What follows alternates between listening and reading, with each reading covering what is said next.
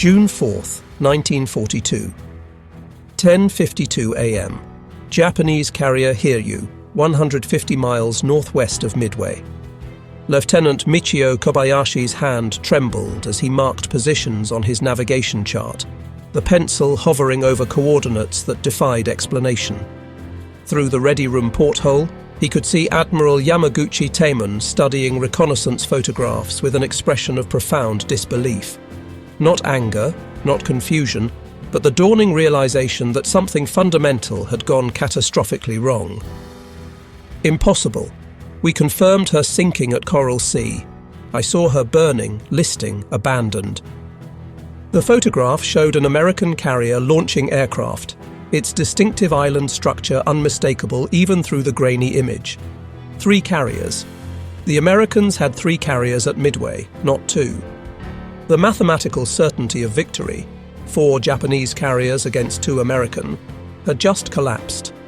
In the Coral Sea, 27 days earlier, Japanese pilots had left this same carrier mortally wounded, trailing oil, dead in the water. Admiral Takagi had reported to Tokyo. Yorktown-class carrier eliminated. The Naval General Staff had removed her from their calculations. Yet here she was, USS Yorktown, very much alive, her aircraft already diving on the Japanese fleet. Through the intercom, Kobayashi could hear the confusion spreading through Hiryu like wildfire. 3 carriers meant 230 American aircraft, not 150. 3 carriers meant the ambush had been reversed. 3 carriers meant everything. Imperial Navy intelligence had assured them about American repair capabilities was catastrophically wrong. Establishing the paradox. The impossible sight of Yorktown at Midway shattered the fundamental Japanese assumption about industrial reality. In the Imperial Navy's calculations, proper repair of battle damage required meticulous attention, months of work, honor-bound craftsmanship. A carrier with a 551-pound bomb hole through 5 decks, with ruptured fuel tanks and destroyed compartments, would need 90 days minimum in the finest naval yard. The mathematics had been irrefutable. Enterprise and Hornet were the only operational American carriers in the Pacific. Lexington lay on the bottom of the Coral Sea. Saratoga was still under repair from torpedo damage. The new Essex-class carriers wouldn't be ready until 1943. Japanese intelligence had confirmed this repeatedly. Yet mathematics meant nothing to the SBD Dauntless dive bombers now plummeting toward Japanese flight decks. As Admiral Nagumo's staff officers recalculated frantically, one truth emerged. They had based Operation MI entirely on the assumption that the Americans could not do what they had clearly done. The before Coral Sea's deception, May 8, 1942. Coral Sea, 500 miles northeast of Australia. The attack had been textbook perfect. 18 Type 99 dive bombers from carriers Shokaku and Zuikaku found USS Yorktown emerging from a rain squall. Lieutenant Commander Kakuichi Takahashi, leading the strike, watched his pilots plant a direct hit near the island structure. The 250-kilogram bomb penetrated the flight deck and exploded 5 decks down, the blast visible from 10,000 feet. Yorktown emerged trailing a 10-mile oil slick down by the head, fires visible through holes in her side. Speed reduced to what Japanese observers estimated at 6 knots. Aircraft returning to the Japanese carriers reported her finished, listing so badly that recovery operations were impossible. Photographs showed destroyers moving in for rescue operations. Admiral Takagi Takeo radioed Combined Fleet Headquarters. 2 American carriers confirmed destroyed. Yorktown and Lexington eliminated. The Emperor was informed. Naval planners at Kure removed Yorktown from their order of battle. In their calculations for the Midway operation, she no longer existed. Captain Elliot Buckmaster, Yorktown's commanding officer, had other plans. As his ship limped away at 20 knots, not the 6 knots Japanese observers reported, his damage control teams performed their first miracle. The bomb had killed 66 men instantly, destroyed 6 compartments, wrecked elevator machinery, and ruptured fuel tanks along 30 frames. By every standard of naval engineering, Yorktown needed months of dry dock work. The journey home, first impossible tasks, May 8th to 27th, 1942, Coral Sea to Pearl Harbor. The 3,300-mile voyage revealed the first glimpse of American industrial philosophy. While Yorktown's damage was severe, her crew approached repairs with a mindset foreign to Japanese thinking: make it work, make it fast, make it fight. Chief Carpenter Boyd Mackenzie ignored damage control manuals. Instead of waiting to properly replace damaged structural beams, a dry dock job, he simply welded steel plates over them, creating ugly but functional patches. The machinery spaces told their own story. The bomb had destroyed the No. 2 elevator machinery and damaged 3 boiler rooms. Engineers rebuilt systems using parts cannibalized from the ship's machine shop, created new components from sheet metal, and jury-rigged equipment meant for other purposes. As Yorktown maintained 20 knots despite damage that should have limited her to 12, American submarines reported her position to Pearl Harbor. Japanese intelligence intercepted these coded messages but applied their own standards, assuming damaged vessel proceeding meant 5 to 8 knots. They calculated she wouldn't reach Pearl Harbor until mid-June, far too late for any repairs before the Midway operation scheduled for June 4th. Pearl Harbor, the impossible becomes possible. May 27th, 1942. 1 p.m. Pearl Harbor Naval Base. Yorktown's arrival presented a sobering sight. The 10-mile oil slick was visible from Diamond Head.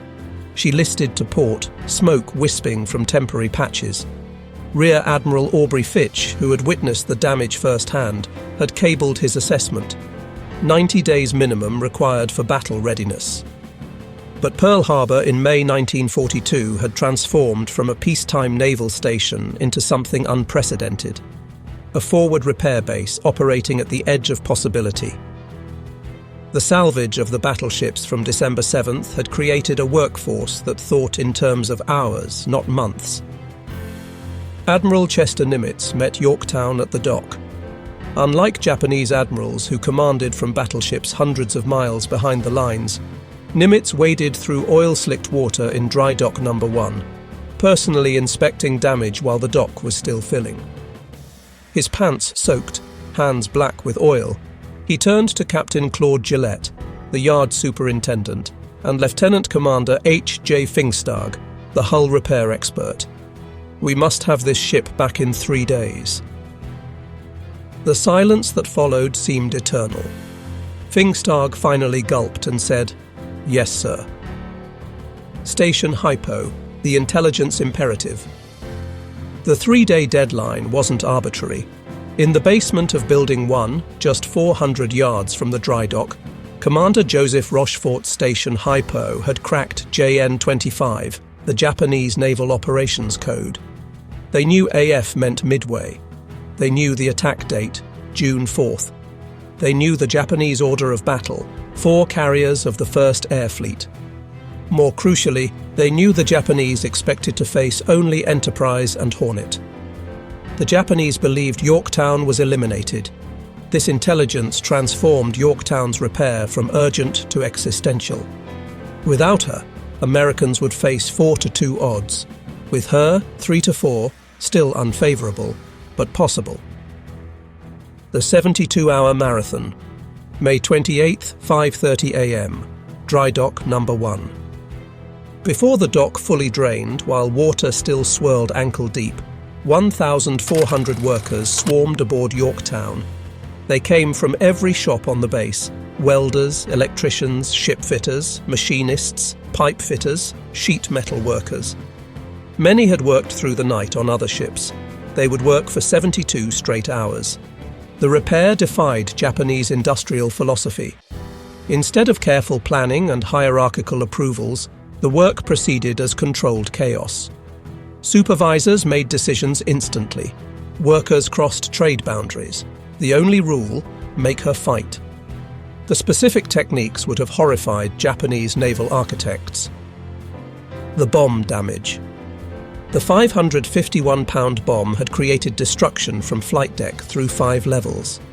Japanese doctrine would require cutting away damaged steel, fabricating replacement sections, rebuilding each deck. Time required 30 days. Pearl Harbor's solution: leave damaged structure in place.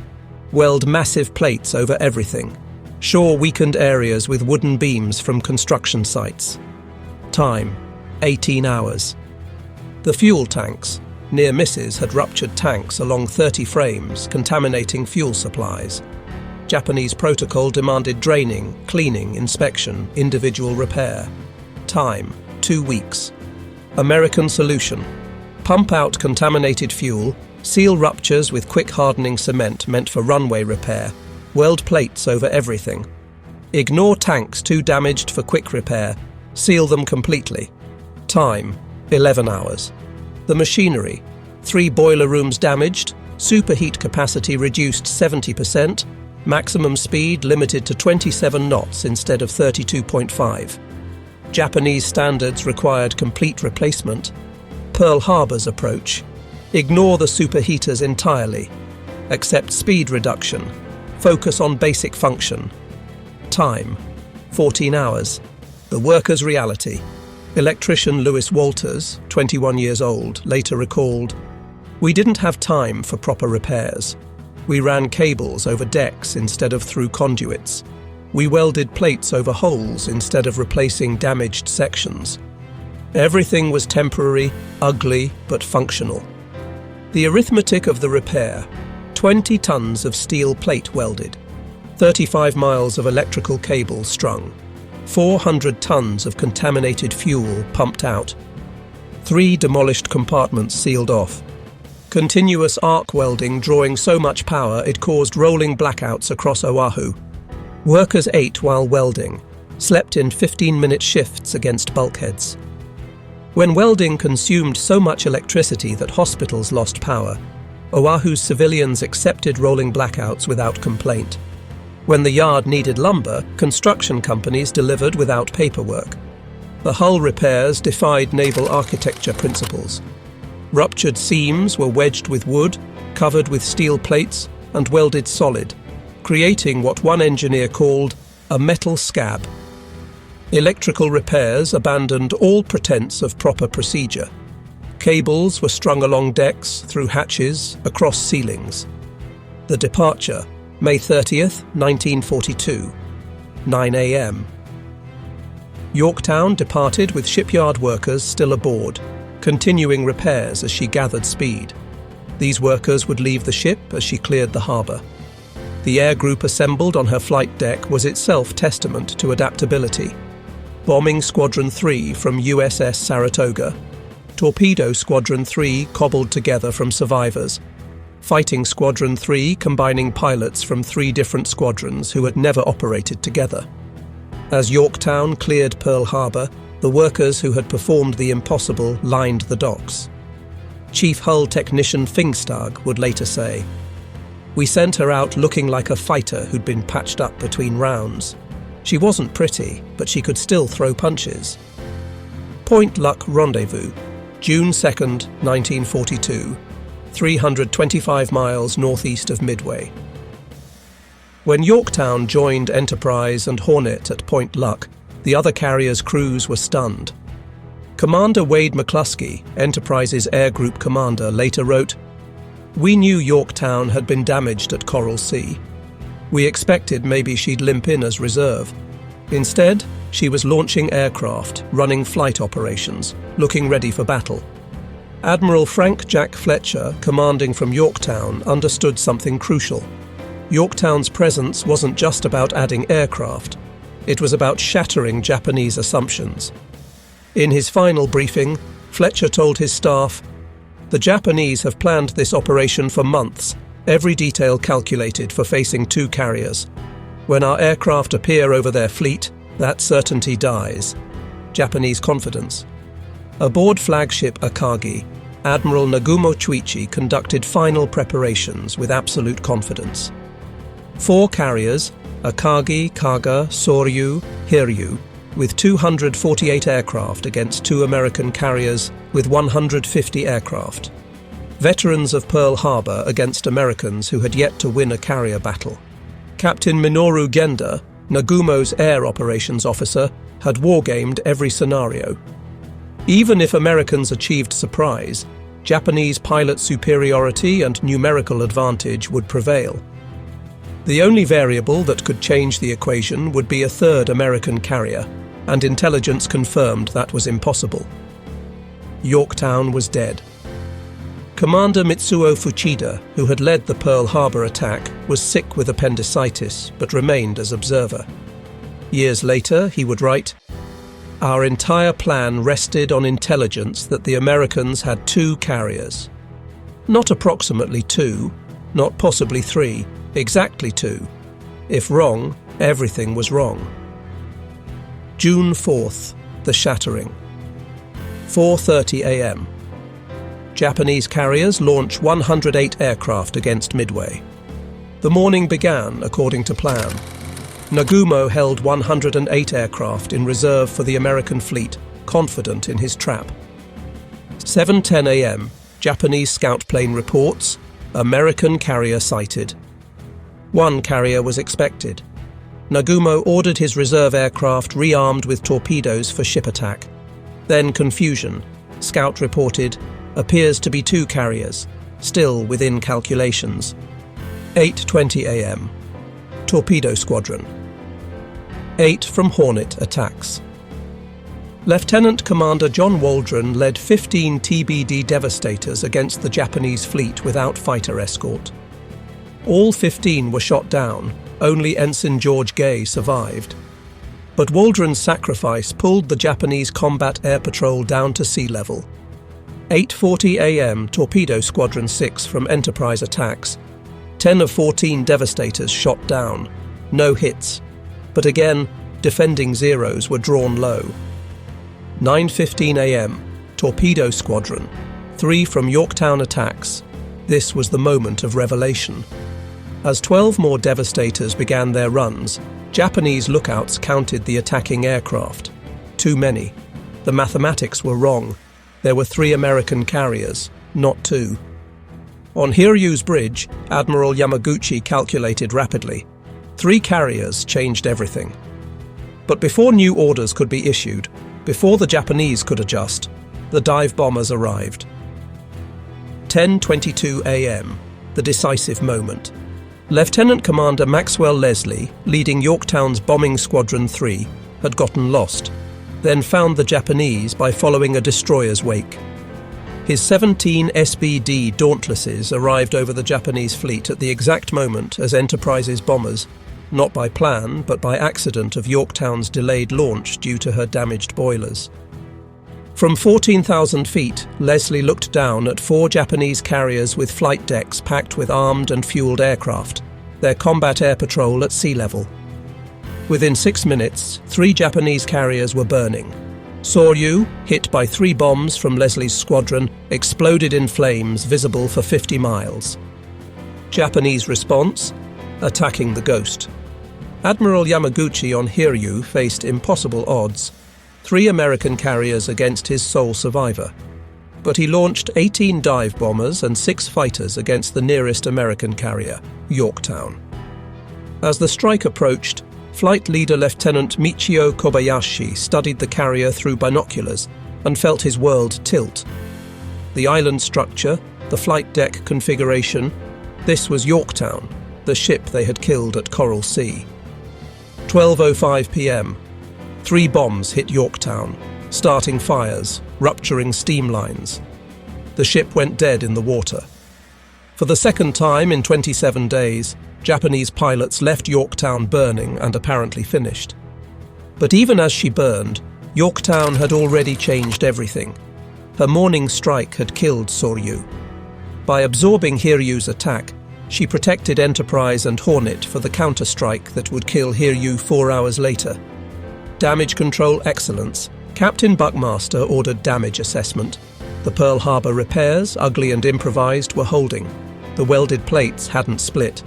Chief Engineer John F. Delaney reported, The Japanese bombs hurt us, but the Pearl Harbor repairs are solid. Give me 2 hours. Within an hour, 3 boilers were relit, fires contained. Counter-flooding reduced the list. By 1:40 p.m., Yorktown was making 19 knots, refueling fighters, appearing so recovered that when Hiryu's second strike arrived at 2:30 p.m., the pilots believed they were attacking a different, undamaged carrier. The second strike confusion. 2:30 p.m., Lieutenant Tomonaga Joichi, leading 5 torpedo bombers, all Hiryu had left, expected to find a burning Yorktown. Instead, he found a carrier underway, launching fighters. His confused report to Hiryu suggested they were attacking a second carrier, leading Japanese staff to believe there might be 4 American carriers present. While Tomonaga's torpedoes would ultimately doom Yorktown, the confusion prevented coordinated response before Enterprise's dive bombers found and killed Hiryu at 5 p.m. The final act. June 6, 1:31 p.m. Japanese submarine I-168, commanded by Lieutenant Commander Yahachi Tanabe, found Yorktown under tow. Tanabe fired 4 torpedoes, 2 hit Yorktown, 1 hit destroyer USS Hamon alongside. As Yorktown rolled over on June 7th, Tanabe logged, "Sank American carrier, probably Saratoga." Even in death, Yorktown created confusion. The Japanese never fully understood that the carrier at Midway was the same one they thought they had sunk at Coral Sea. The mathematical reality. The numbers tell the story. Yorktown's repair, Japanese estimate for similar damage, 90 to 120 days. American peacetime standard, 30 to 45 days. Actual time taken, 72 hours. Workers involved, 1,400 continuously. Combat effectiveness achieved, 85%. Battle impact. Japanese assumption, 4 carriers versus 2 equals certain victory. Actual situation, 4 carriers versus 3 equals rough parity. Result, 4 Japanese carriers sunk, 1 American. Strategic multiplication. Soryu definitely sunk by Yorktown's aircraft. 2 Japanese strikes absorbed that would have hit Enterprise or Hornet. 75 Japanese aircraft destroyed attacking Yorktown. Japanese offensive capability permanently ended. The witnesses speak. Years later, the participants would reflect on what Yorktown's presence meant. Commander Mitsuo Fuchida, Japanese. The appearance of a third carrier shattered our planning. Every calculation, every scenario assumed 2 carriers. When lookouts reported more torpedo planes than 2 carriers could launch, we knew something was terribly wrong. By the time we understood, 3 carriers were burning. Aviation machinist Tom Cheek, USS Enterprise. When we saw Yorktown at Point Luck, grown men actually cheered. We knew she'd been hurt bad at Coral Sea, but there she was, patched like a prize fighter, ready for another round. Electrician Wayne Morrison, Pearl Harbor. When we heard she'd helped sink 3 Japanese carriers before taking hits, the whole yard went quiet. Then someone started clapping. Soon 10,000 workers were applauding. Those 3 days meant something. Japanese comprehension. The Japanese gradually understood what had happened, but full comprehension took years. Admiral Matome Ugaki, Yamamoto's chief of staff, wrote in his diary, "The appearance of Yorktown at Midway was not luck. It was preparation. Somehow the Americans knew our plans. The 3-day repair was not a miracle. It was a response to intelligence."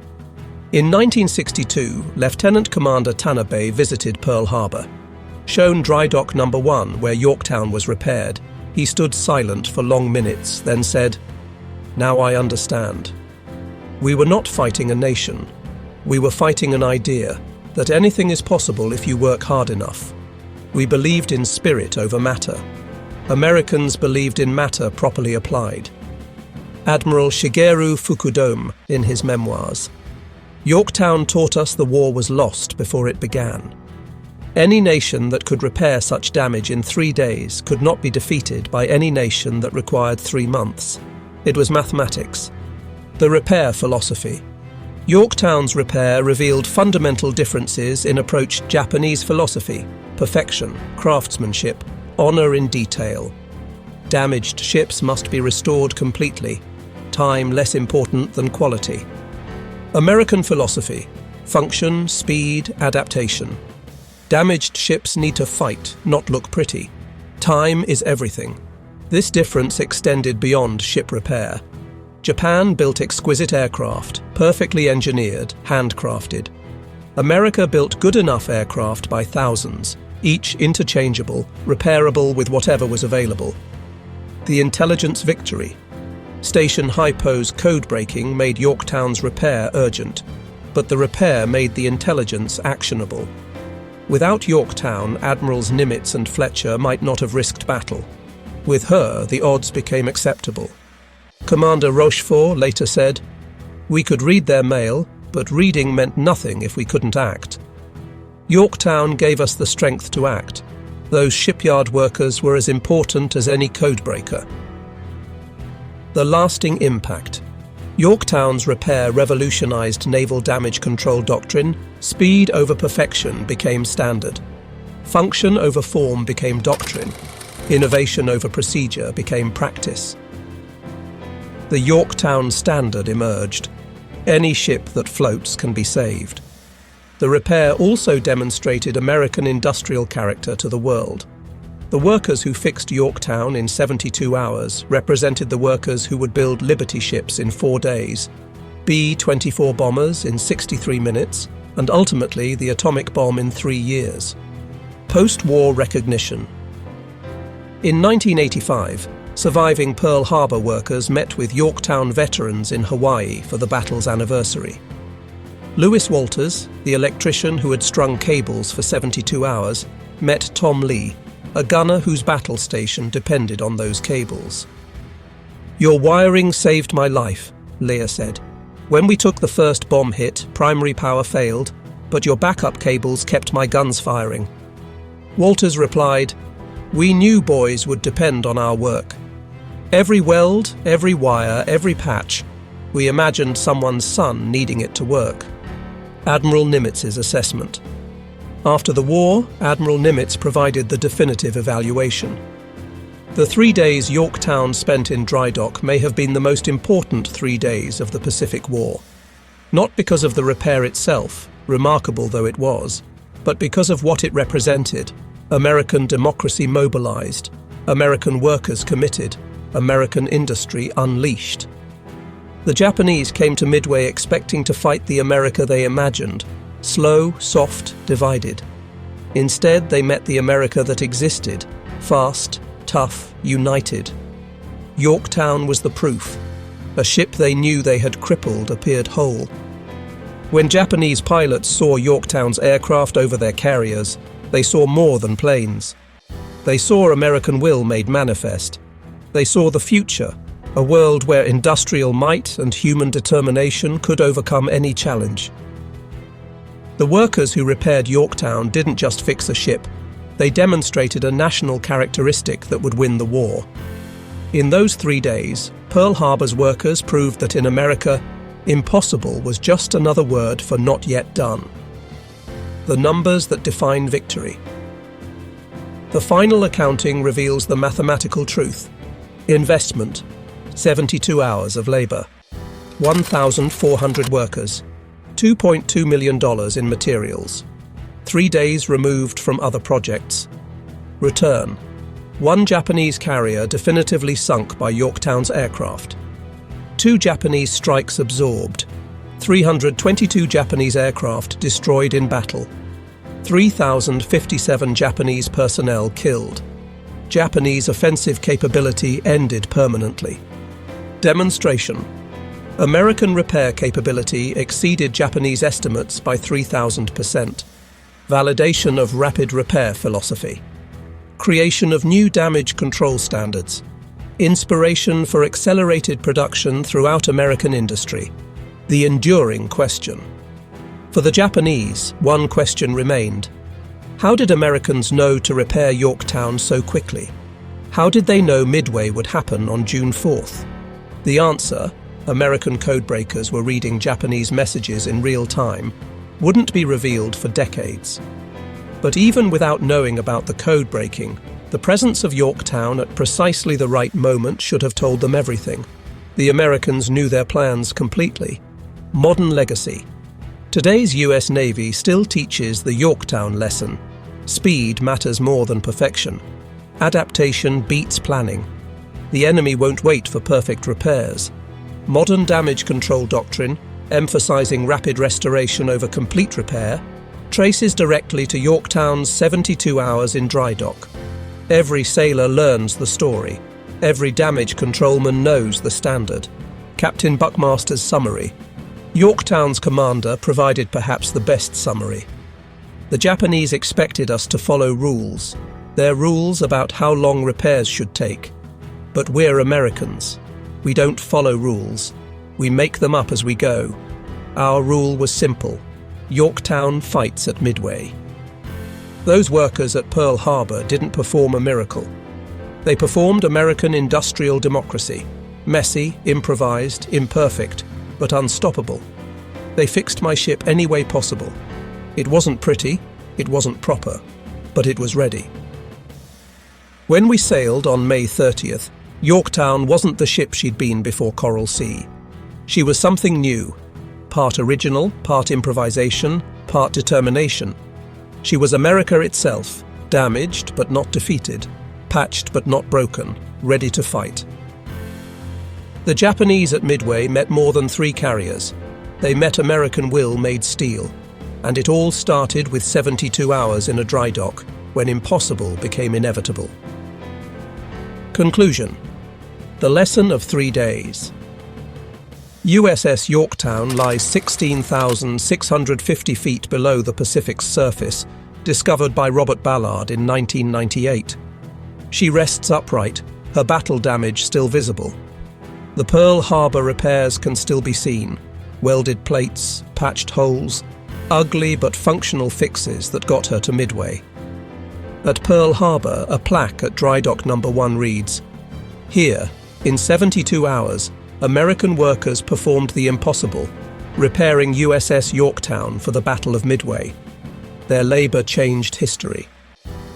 The Japanese had awakened a sleeping giant at Pearl Harbor. At Midway, they discovered what that giant could do when fully awake: repair the impossible, achieve the unthinkable, appear where no one expected. Lieutenant Commander Tanabe, who delivered Yorktown's death blow, understood too late what he had faced. We thought we were fighting ships and planes. We were actually fighting an idea that nothing is impossible for those who refuse to accept impossibility. The workers who performed the impossible repair remained largely anonymous. No medals for welding, no recognition for running cable, no glory for patching steel. They returned to their work, repairing other ships, winning the war one repair at a time. But their 72 hours changed history. In proving Yorktown could be repaired in 3 days, they proved America could do anything. In sending a patched carrier to Midway, they sent a message to the world. American industrial might wasn't just about production. It was about will, innovation, and the absolute refusal to accept defeat. Yorktown's appearance at Midway was more than tactical surprise. It was proof that in the arsenal of democracy, the most powerful weapon wasn't the bomb or bullet. It was the American worker with a welding torch and 3 days to do the impossible. And they did it. The story of USS Yorktown's resurrection stands as eternal testimony to what free people can accomplish when they work together with common purpose. In just 72 hours, American workers didn't just repair a ship. They demonstrated that determination and ingenuity could overcome any obstacle, that function mattered more than form, that tomorrow's battle mattered more than yesterday's procedures. The Japanese commanders who expressed shock at seeing Yorktown at Midway witnessed more than one repaired ship. They witnessed the future, a world where industrial democracy would triumph over military aristocracy, where problem-solving would defeat rigid thinking, where workers choosing to give their all would overcome workers forced to obey. Yorktown went to the bottom on June 7, 1942, but what she represented rose from those waters and shaped the remainder of the war. Every rapid repair, every impossible deadline met, every problem solved through innovation rather than procedure, all traced back to those 3 days in May when 1,400 American workers proved that impossible was just the starting point. The ghost ship that haunted Japanese pilots at Midway wasn't supernatural. It was something far more powerful, proof that American democracy, fully mobilized, could accomplish anything. The workers didn't know they were making history. They only knew they had a job to do and 3 days to do it. In those 3 days, they didn't just repair a carrier. They proved a principle that would carry America through the war and beyond, that free people, working with common purpose, can achieve the impossible. That principle, welded into steel and sent to sea, helped turn the tide of history at Midway. It remains America's secret weapon still, not advanced technology or vast resources, but the simple belief that any problem can be solved if you work hard enough, smart enough, and fast enough. The Japanese never understood this until too late. They measured time in months, while Americans measured it in hours. They pursued perfection, while Americans pursued victory. They followed procedures, while Americans followed necessity. In the end, 3 days in a dry dock determined the fate of the Pacific. 3 days that proved the arsenal of democracy's greatest weapon was neither arsenal nor democracy alone, but the combination of both, free workers choosing to do the impossible and then doing it.